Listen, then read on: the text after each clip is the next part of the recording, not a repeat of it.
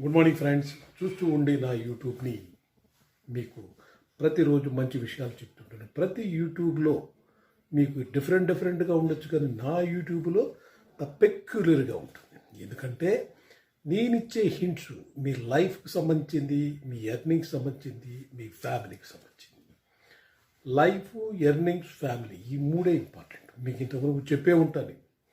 ఫుడ్కి agriculture products కావాలి, బట్టలు వేసుకోవాలంటే కాటన్ కావాలి, రెండిటికి నేల కావాలి. పొలం ఉంటేనే మనకు ఇవన్నీ వస్తుంది, లేకపోతే రా.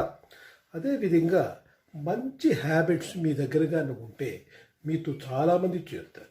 కానీ తిట్టుకునే వాళ్ళు తిట్టుకుని ఉంటారు, అది పక్కన పెట్టేయండి, దాంతో మనకు అనవసరం. మంచి హ్యాబిట్స్ మంచి చేస్తే మీకు వస్తుంది. ఎర్నింగ్స్ మాత్రం చాలా నీట్గా జాగ్రత్తగా ఎర్నింగ్ చేయాలి. ఎందువల్లంటే అక్కడక్కడ లాక్అప్ అయిపోతూ ఉంటుంది మనీ. అది జాగ్రత్తగా చూసుకోవాలి బిజినెస్లో.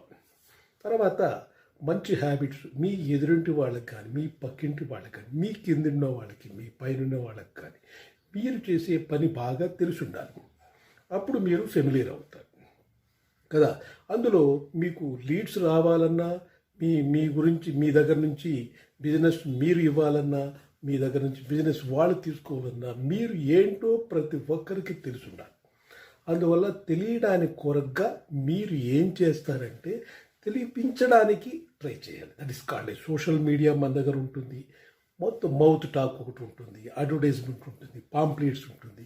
ఎదురుగా చెప్పిన వారు ఫ్రెండ్స్ కలుసుకొని పలానా అతను మంచిగా చేస్తున్నాడు అంటే డెఫినెట్గా మీ దగ్గరికి వస్తారు అందరు. అదేవిధంగా మీరు చేసి ఏ బిజినెస్ అయినా, పర్టికులర్గా ఎగ్జాంపుల్లో ఒక రియల్ ఎస్టేట్ మార్కెటింగ్ బిజినెస్ అనుకోండి. మీరు బ్రహ్మాండంగా మీరు బోర్డేరు ఏముండదు తెలియదు. మీరు విజిటింగ్ కార్డ్స్ చూపించాలా, పాంప్లెట్స్ ఇవ్వాలా, మీరు చెప్పాలా, టిప్ టాప్గా ఉండాలా, మంచి డ్రెస్ వేసుకొని మంచిగా ఉంటే మిమ్మ దగ్గరికి చాలామంది వస్తారు. అందుకోసం జాగ్రత్తగా చూసి ఆలోచించుకొని సిస్టమేటిక్గా ప్రొఫెషనల్ వేగా మీరు బిజినెస్ చేయాలంటే రియల్ ఎస్టేట్ మార్కెటింగ్ కంపల్సరీగా చేసుకోవచ్చు.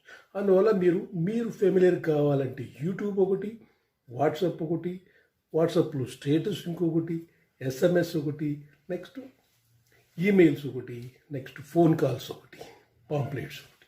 ఇన్ని రకాలుగా మీరు చేసే పనిని ఇతరులకి తెలియజేసేయడానికి ట్రై చేయండి. ఓకేనా? ట్రై చేస్తే మీకు చాలా బెనిఫిట్ ఉంటుంది. చూడండి నా వీడియోస్ని, మీకు ఎక్కడెక్కడ ఏమేమి చెప్తున్నానో దాన్ని మాత్రం ఆలోచించుకుని చేయండి. Thank you very much. చూస్తూ ఉన్న నా యూట్యూబ్ సబ్స్క్రైబ్ చేయండి, కామెంట్ చేయండి.